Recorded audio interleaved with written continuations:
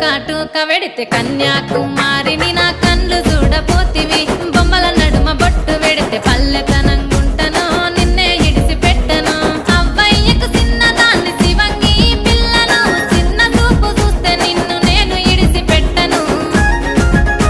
ఓ పిల్లగా అరరే ఓ పిల్లగా అమ్మో ఓ పిల్లగా వెంకటేశు చూడకపోతుంటవో కానకపోతుంటవో నా పిల్లగా వెంకటేశు చూడకపోతుంటవో కానకపోతుంటవో